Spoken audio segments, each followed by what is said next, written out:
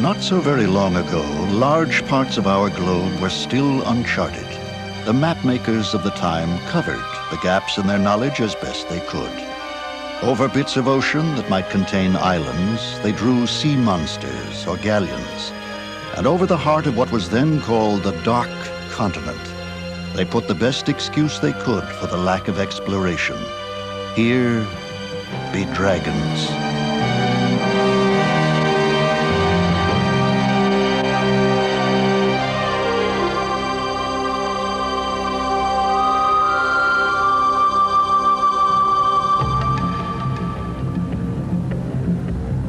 One of the last major areas on Earth to be mapped was East and Central Africa, the mysterious and mythical source of the mighty Nile.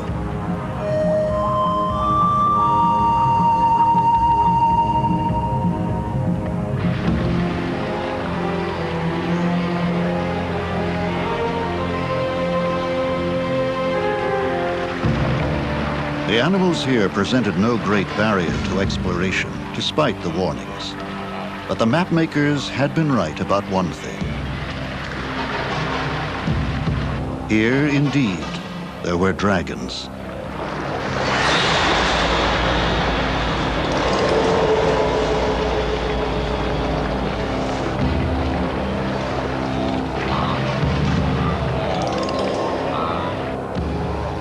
The dragons were Nile crocodiles.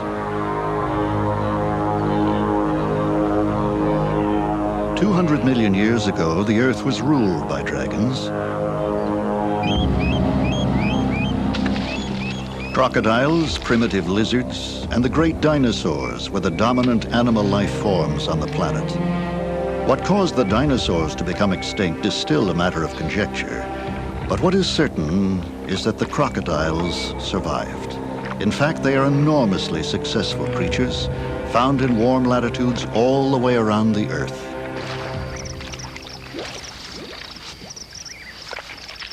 Like all reptiles, crocodiles are cold-blooded.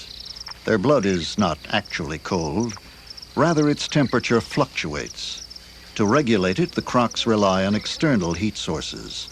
They move in and out of the water and bask in the sun. When they get too hot, they head for the shade, or open their mouths for evaporative cooling.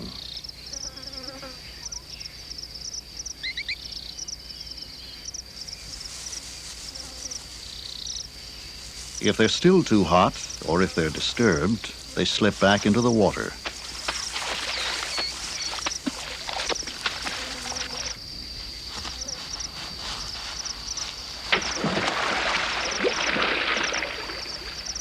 In the water, with its powerful tail and webbed feet, the crocodile is superbly adapted for swimming. Its nostrils, eyes, and ears are all arranged just above water level, so it can lie in wait for prey with its head barely showing. Perhaps the most spectacular crocs in Africa live here in a series of pools along a 10-mile stretch of the tiny Grumeti River in Tanzania's Serengeti National Park. They are monsters, one of many distinctions this group enjoys. Like most large reptiles, they can go for long periods without food. But once a year, these crocs are treated to a huge feast.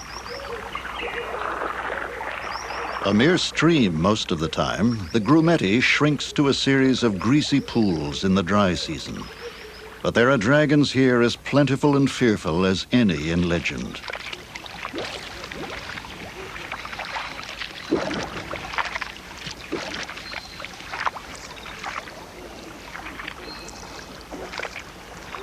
It is early in the dry season. The dominant males have begun courtship. Crocodiles have a fierce appetite, for mating no less than for meat.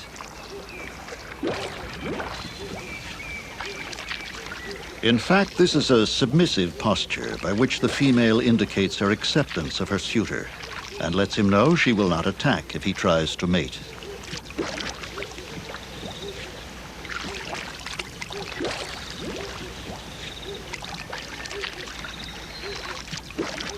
Mating takes place in shallow water. 1 month later, the eggs will be laid.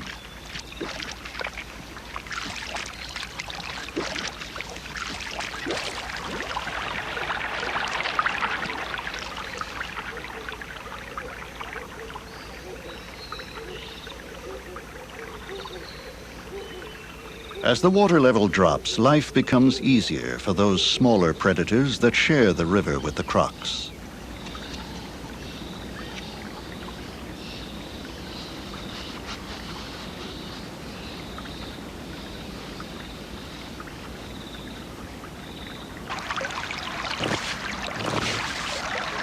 The marsh mongoose is a solitary creature. It feeds mainly on crabs and shellfish it finds in the shallows with its nimble and sensitive hands. This one is after mussels, which he will break by throwing against a rock.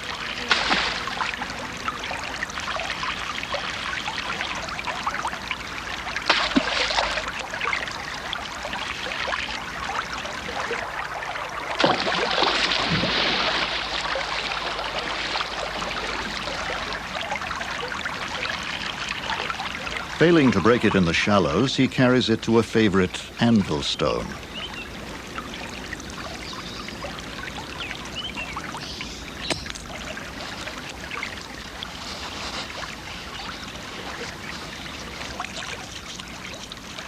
Mongooses are sometimes caught and eaten by crocodiles, but like many of the small creatures along the river, they've learned to live with danger.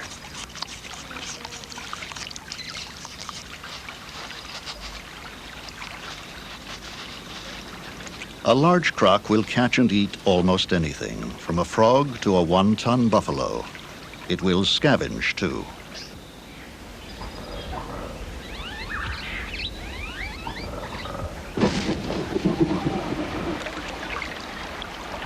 A fish eagle returns to feed on a catfish it caught earlier, but was unable to carry away.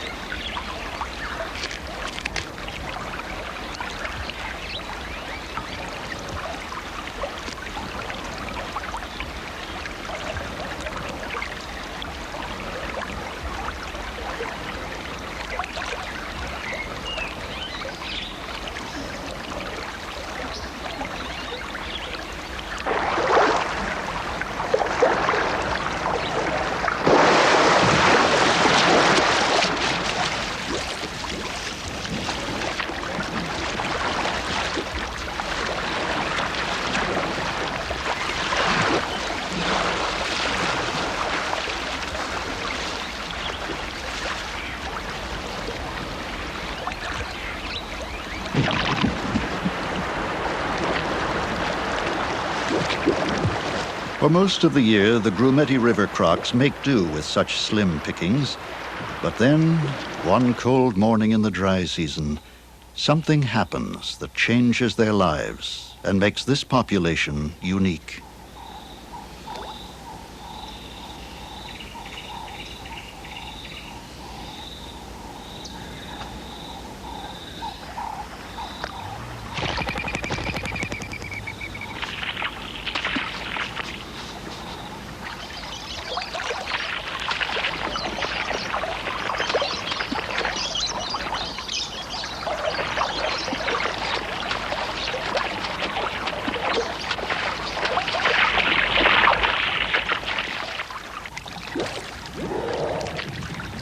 There is a rumbling in the distance that the older crocs recognize and respond to. The wildebeest are coming. There are over 1 million wildebeest on the Serengeti, and every year their migration in search of grass and water brings them to Grumeti and to these pools.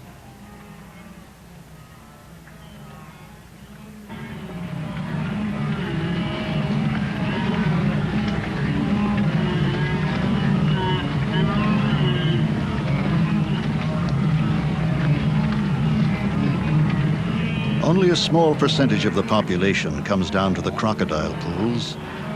The chance that any of them have drunk here before is small, so they are unaware of the danger. The calves are only 6 months old, so they have never seen a crocodile in their lives.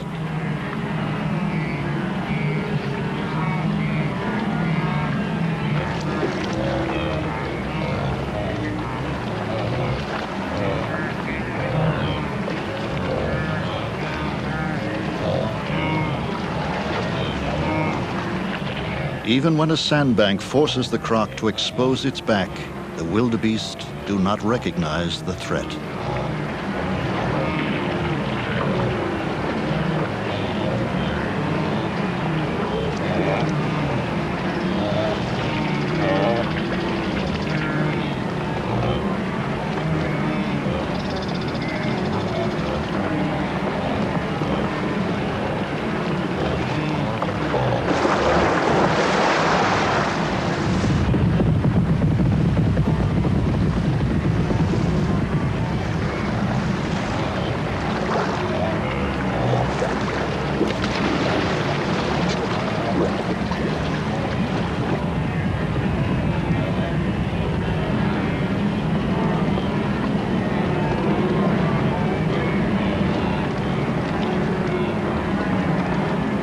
Baboons generally bark a warning when they spot a predator, so they make good watchdogs for the herd. They are frightened of crocs, as their behavior when drinking or crossing the river shows. But they have lived alongside these dragons all their lives, so unless they feel threatened, they remain calm. Their relaxed behavior helps to reassure the herd.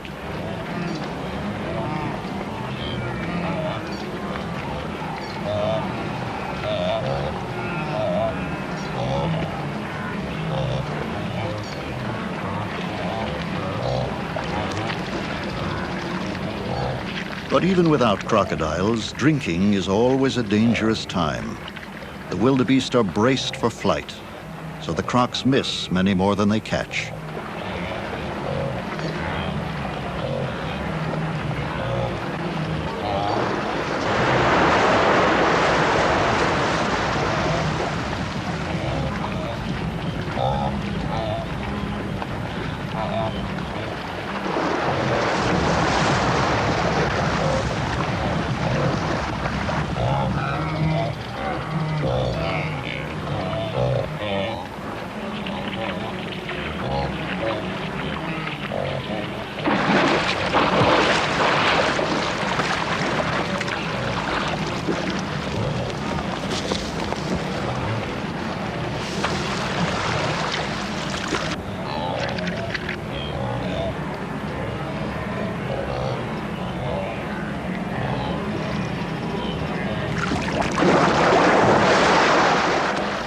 The croc weighs over a ton, the wildebeest 300 pounds.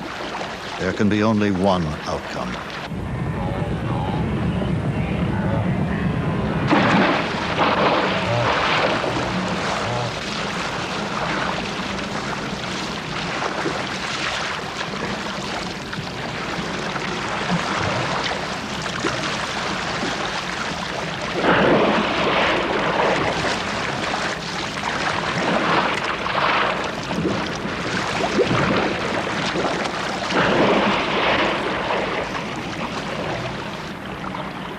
A crocodile's jaws are designed like a steel trap, with teeth like spikes to hold prey.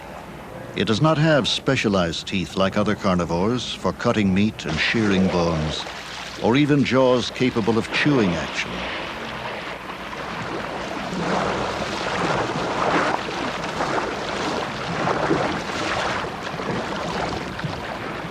Some Africans call it the animal that kills while it's smiling. With a large carcass, several crocs simply grab hold of the animal and use their huge bulk and strength to twist a piece off. An adult wildebeest comes apart like a rag doll.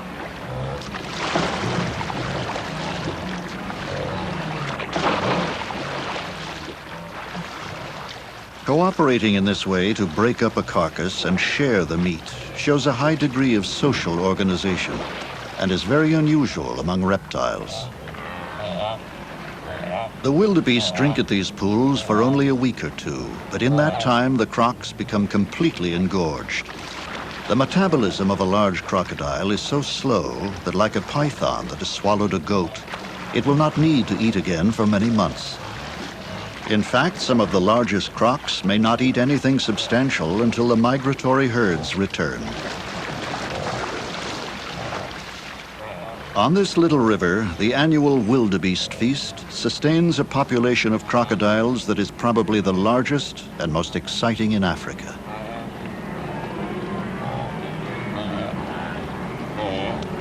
The dry season tightens its grip. The water stops flowing, and marabou storks and pelicans come to harvest the dwindling pools. Soon there will be nothing, even for the birds, and they will move on.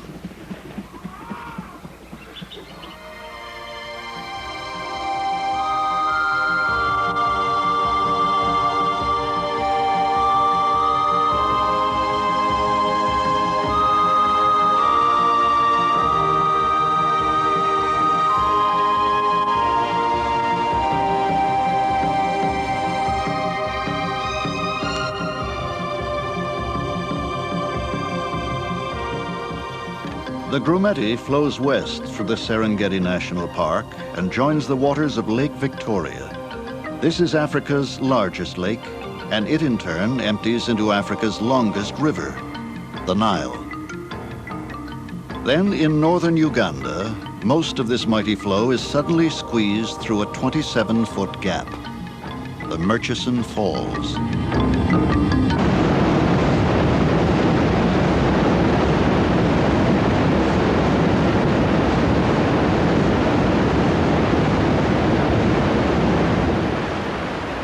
These falls hold no records for height or volume, but for sheer violence, there is nothing quite like them.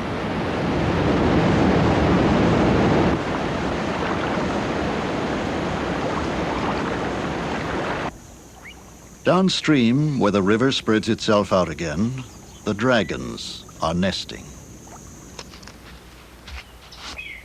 On the same beaches they use every year, the females dig down a couple of feet and lay up to 80 eggs, each about the size of an elongated tennis ball. They are incubated by the heat of the sun, but the females lie on top of the nests to protect them from predators. This makes the beach a safer place for other would-be egg layers as well.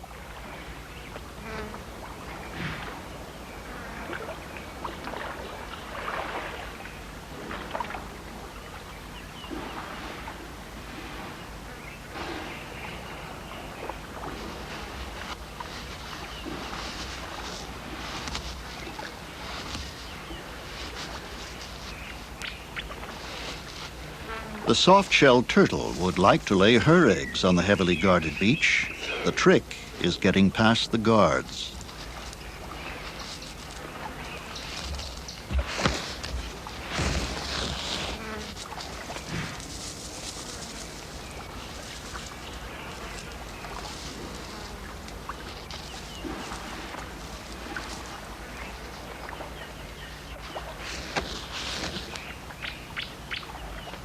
This may look like a dangerous encounter for the turtle, but her shell works as a shield.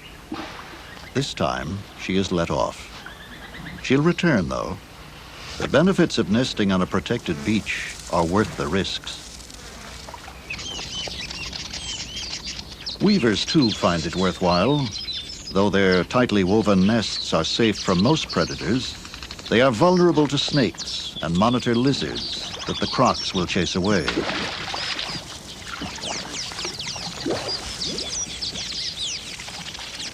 But like any accommodation with tight security, the rent comes high.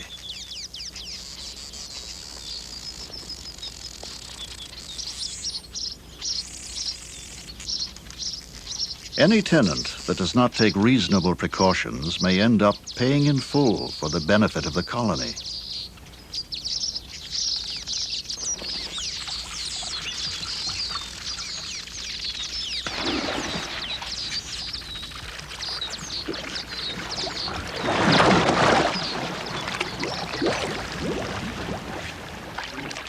On a per-head basis, it's not a bad deal for such a lethal watchdog.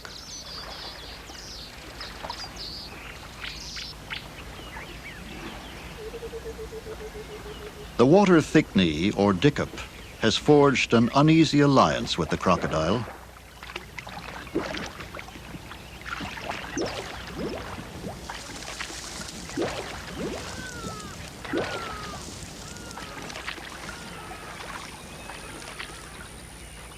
Moving slowly and keeping a low profile, she may lay her eggs within a couple of feet of her scaly sentinel.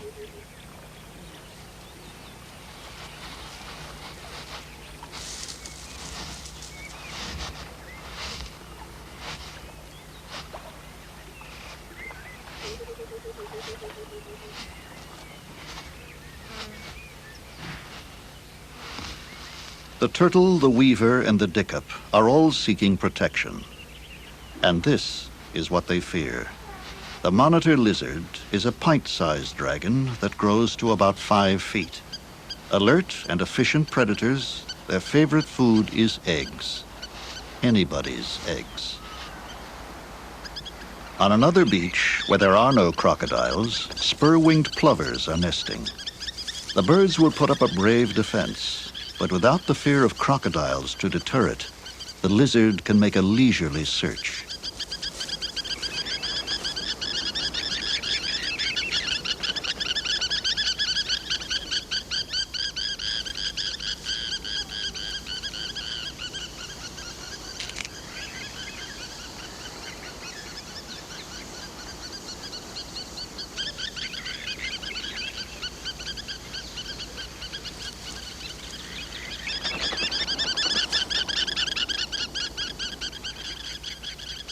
Back on the Crocodile beach, the dickup creeps past its giant defender. Here, the dangers of nesting in such sinister company are outweighed by the advantages. The main benefit seems to be that any monitor that visits the beach is apprehensive and jumpy. The dickup's aggressive display, though less forceful than the plover's, will be enough to send the already nervous lizard scuttling.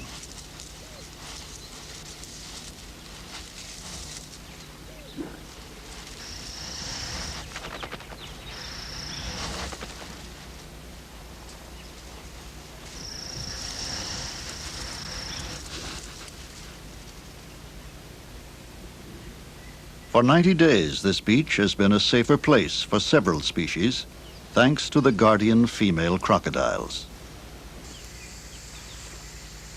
Their concern, of course, has been solely for their own eggs, and now their devotion is rewarded.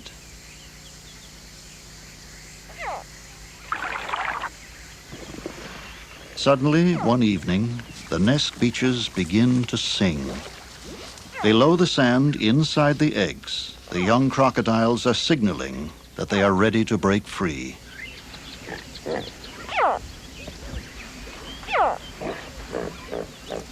The females now have an exhausting task. They must dig down to open up the nest so the eggs can hatch. So daunting is the challenge that come nightfall, they will have barely made headway.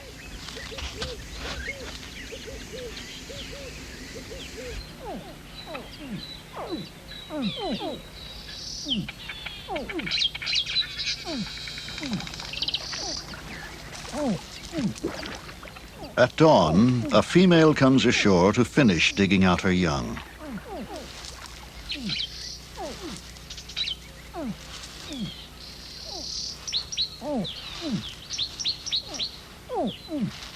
The calling of the hatchlings attracts monitor lizards too, and they become bolder in their raids on the beach. This one has found a turtle's nest out on the edge of the beach.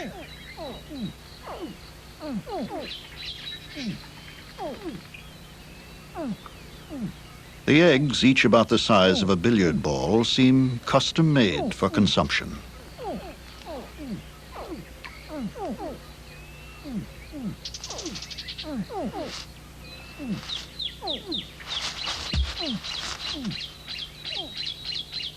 Several nests may hatch at the same time, but the females have no problem recognizing their own. The young crocodiles cannot break free until the nest is opened up. And sometimes the female must dig down 2 feet or more, something she is not well adapted to doing.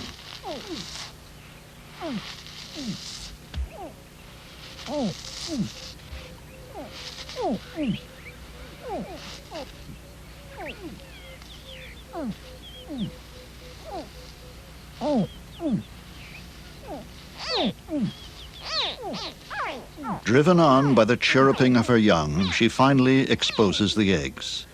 Many hatch explosively, almost as soon as they are uncovered.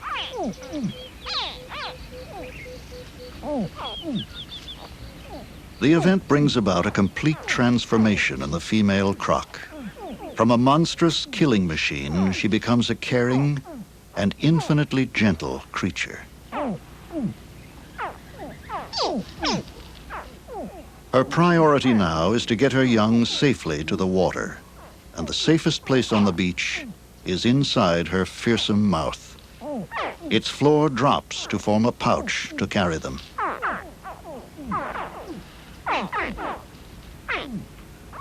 The hatchlings beg to be picked up, but she also picks up the unhatched eggs and with great precision squeezes them just enough to crack them open.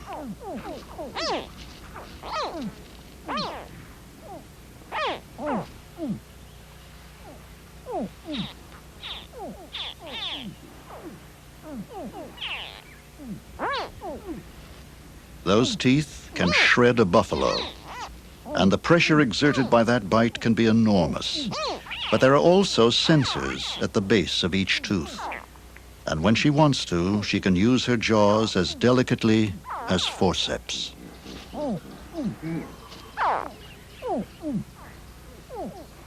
The monitor lizards know their chance will come, because when she has about 20 young in her pouch, the female must take them down to the river, leaving the nest unguarded.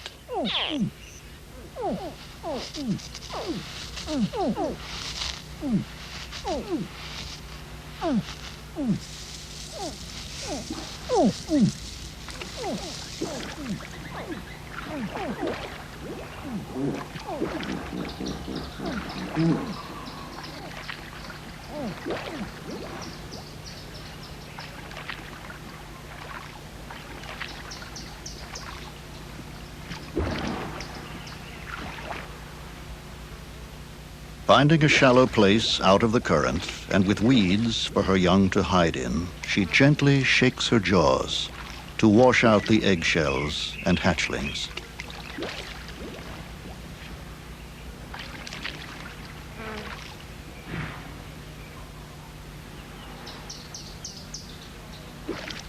It is a dangerous new world for these babies, but the female cannot spend any time settling them in. For back on the beach, the dangers are even greater. With the female away, the lizards move in to play out one of the oldest continuing dramas on this earth.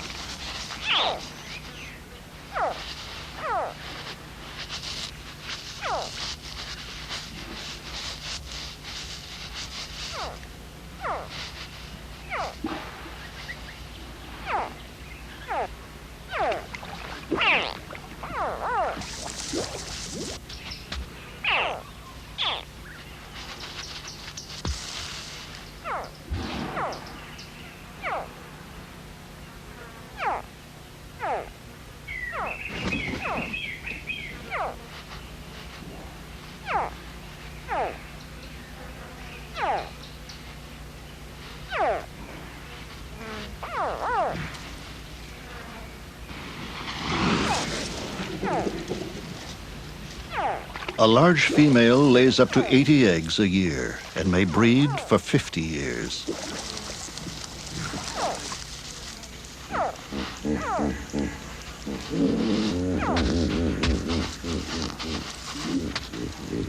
In a stable population, only a few of those thousands of eggs need to reach maturity. So every year, the nesting crocodiles provide this great feast for the small creatures that share the river with them.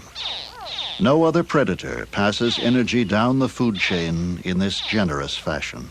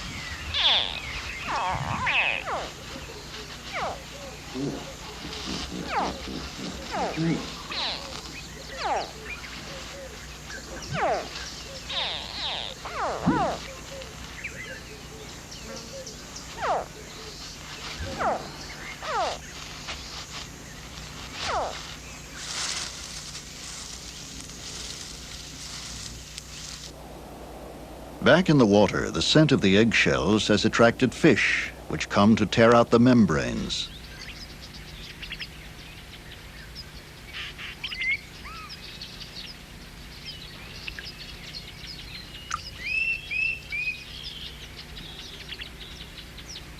The tiny crocs are in danger here too, and must hide among the reeds.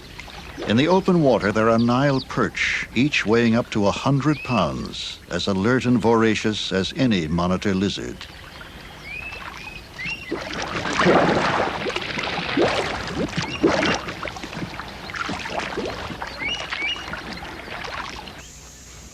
The Dickop's egg has hatched, and now that the monitors are bolder, both adults are kept busy holding them at bay.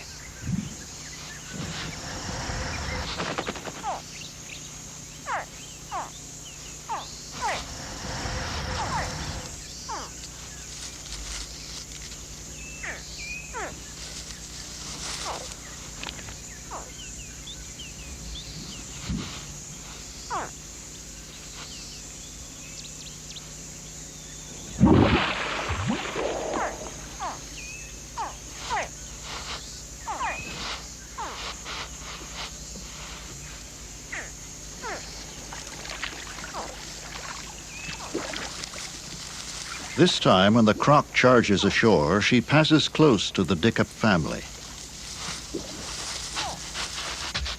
The chick freezes, and the female throws herself into a different display. This is not the aggressive show that frightened off the lizards. This time, she is feigning an injury, flopping helplessly in front of the croc, trying to lure it away from her chick. It works. The croc is fooled and lumbers after her. In the confusion, the croc's attention is switched to a monitor lizard. It goes for him instead. And for the Dickops, the moment of danger has passed. But not yet for the baby crocs. The mother must make 4 or 5 trips to the river with her mouth full of hatchlings. And until she has moved them all to safety, the raiding will continue. Despite all the female's efforts, on many beaches, monitors and other predators wipe out over half the eggs and young. When this tender behavior was first observed, it was thought that the babies were being eaten. Male crocs, especially, were said to devour their offspring. In fact, it is extremely rare for them to prey on their newly hatched young, and the male is usually as protective and gentle with the offspring as the female. But on this beach, that extremely rare and terrible thing is happening. This male is not gently taking the hatchlings into his mouth. This male is a cannibal.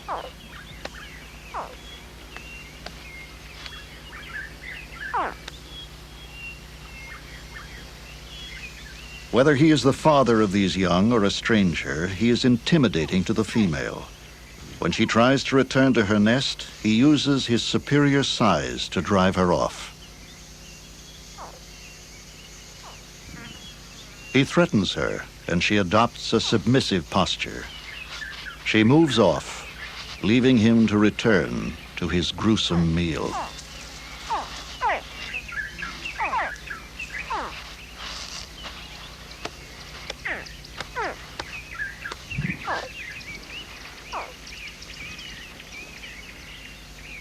Now is the time, too, for the soft-shelled turtles to hatch. Unlike the crocodiles, these young break out of their eggs on their own and dig their way to the surface unaided. They even scuttle to the water without any protective cover from an adult.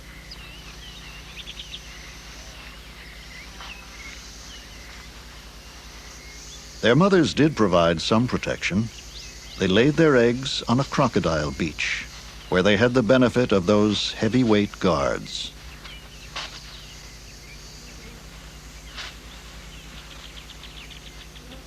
But are the guards to be trusted? Other creatures here have had to pay dearly for protection. Now, is it the hatchlings' turn?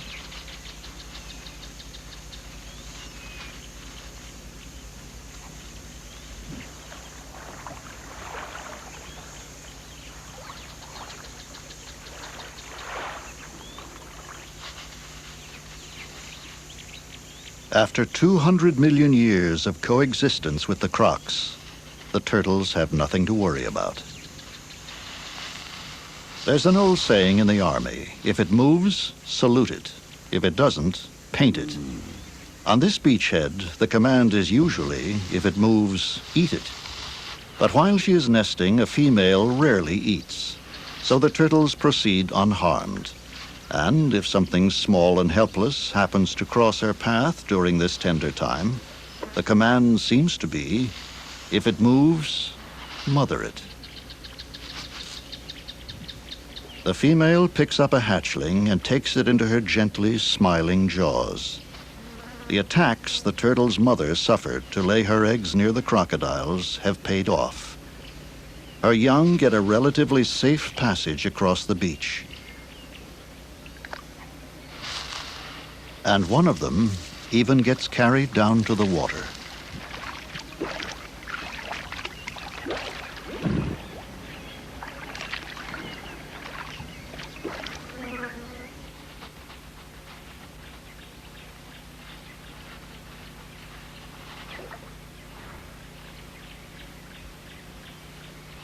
The glut of eggs the crocodiles provide each year is shared by any number of creatures. The marsh mongoose makes a quick visit to grab one, while the female is taking a mouthful of young to the river.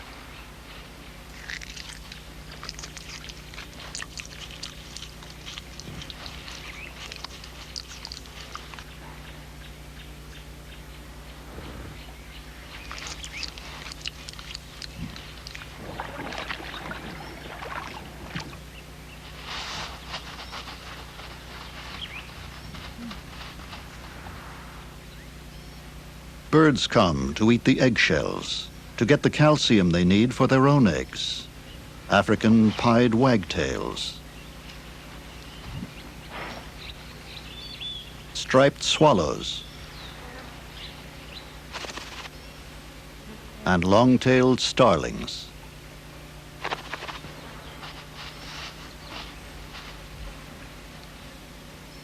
Baboons come as well. And like any humans on a beach picnic, they fret about getting sand on their eggs.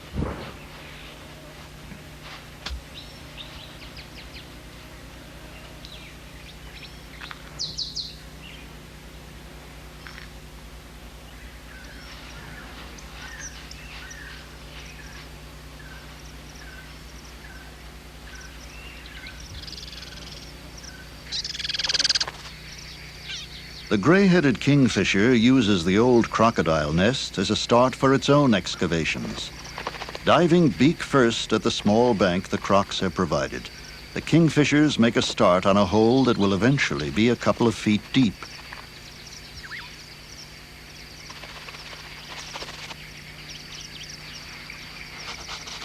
And so, long after the crocs have finished nesting, there will still be eggs hatching on these bustling beaches.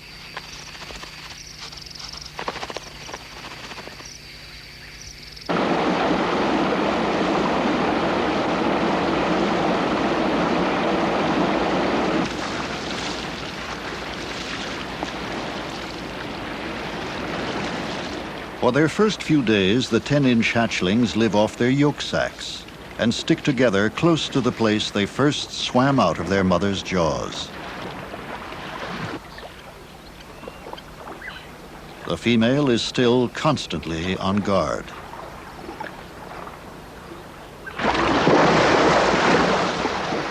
She defends her stretch of shoreline against intruding crocs. Still, most of her young gradually fall prey to predators, both in and out of the water. 90% will die in the first year.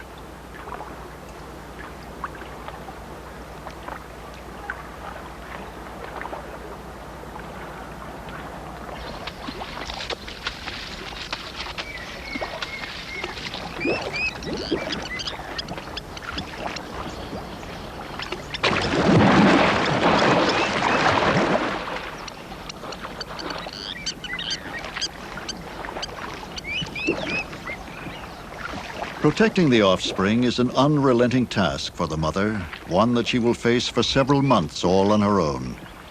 But if no man is an island, the same cannot be said of a crocodile.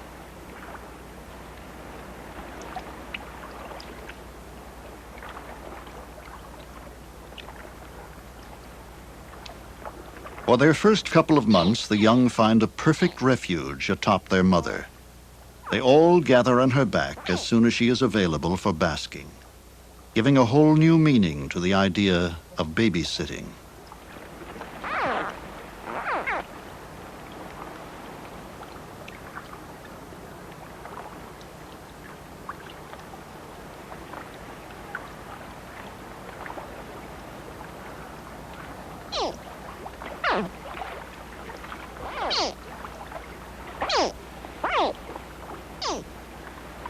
The babies, with their very thin skins, are tormented by tsetse flies, but in a way they owe their existence to these pests. Tsetses are the carriers of sleeping sickness, and this part of the Nile was made into a national park only because this disease had depopulated the area and made it uninhabitable for humans.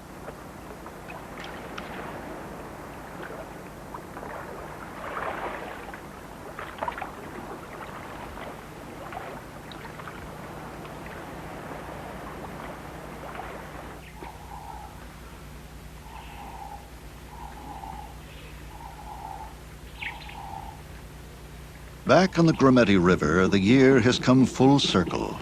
The pools are shrinking, and thousands of small catfish, called squeakers, come to the surface to gulp air.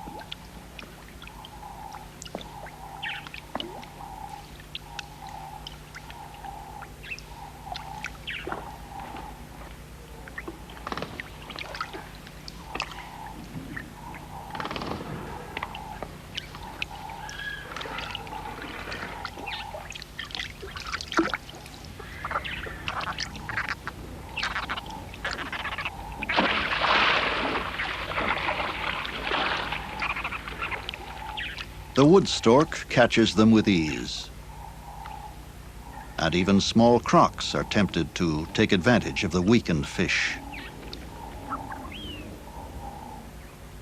In their first year, crocs mainly eat insects. Later, they move up to tadpoles, frogs, and fish. This one is trying to move up a little too fast.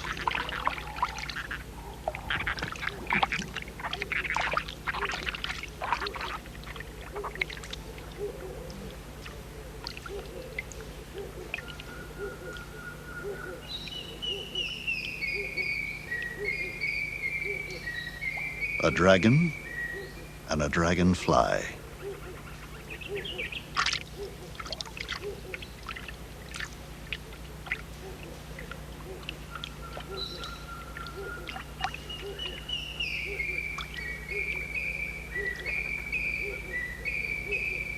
The youngsters keep away from the adults now and gather in these mixed age groups.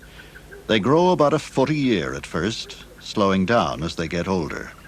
It will be 10 or 15 years before they are ready to tackle a wildebeest.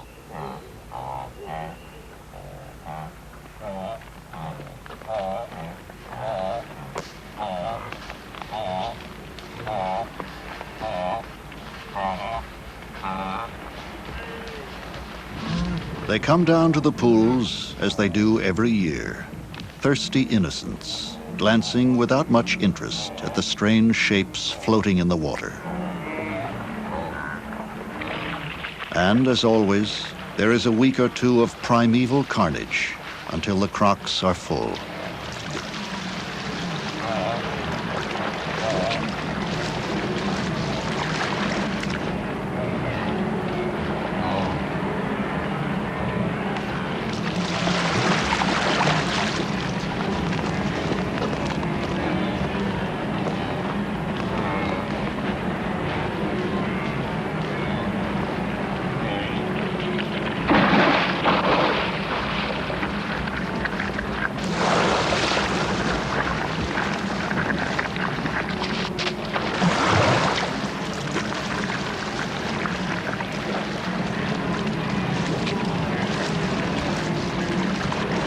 Then there is a strange and spooky truce.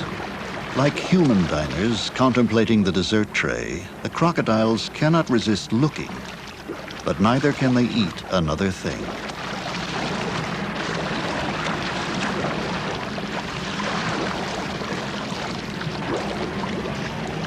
Only if one is accidentally stepped on is there any action.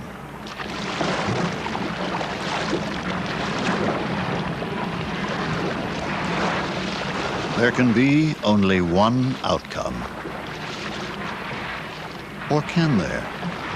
The croc really isn't hungry, and he does, after all, have complete control over those massive jaws. The animal that kills while smiling can, it seems, also laughingly let go. Incredibly, the wildebeest walks away, unworried and unmarked.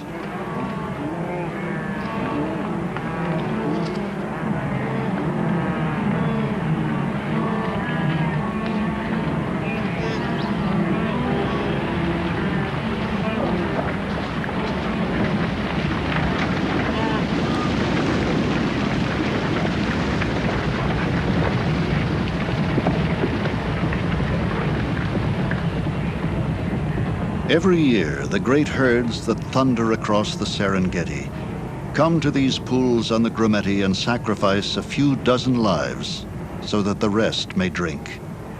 For the wildebeest, this rendezvous is a small episode on a long trek. For the crocodiles, it is crucial.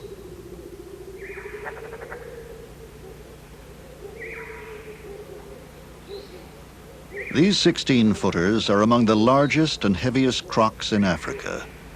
A few could live along the Grumeti on a diet of catfish, but not this collection of monsters. Just as many of the small creatures along the river rely on the annual banquet of crocodile eggs, this unique population of crocs relies on the yearly feast provided by the migrating herds.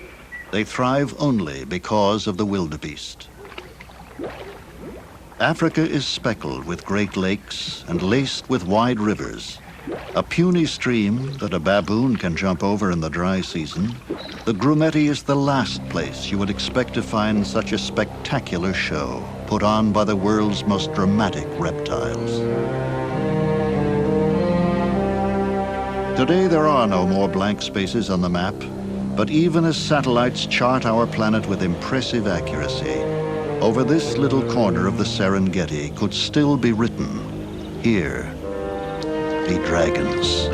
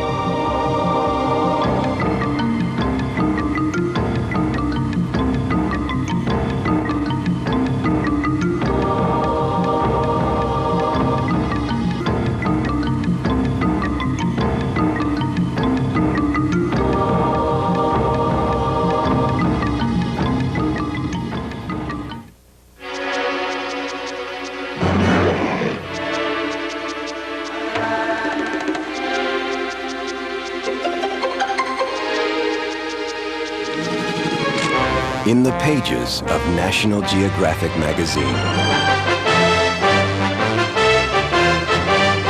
For only $24 a year, all the wonders of our world unfold before you in breathtaking photographs and stories. No other magazine captures life in such dazzling color.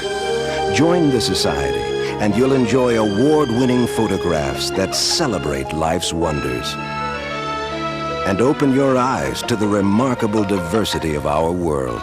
Whether you're trekking across Africa or racing to adventure, National Geographic magazine takes you far beyond ordinary reporting for extraordinary behind-the-scenes stories. Stories you won't find anywhere else. Throughout the year, you'll also receive up to 6 valuable reference maps that chart yesterday's world and today's with uncompromising accuracy. As a society member, you'll help support important scientific research, like Jane Goodall's 30-year study of chimpanzees. National Geographic magazine, award-winning photographs you'll never forget, captivating articles that take you along each step of the way, and outstanding maps that expand your knowledge of the world. National Geographic promises you the best and nothing less.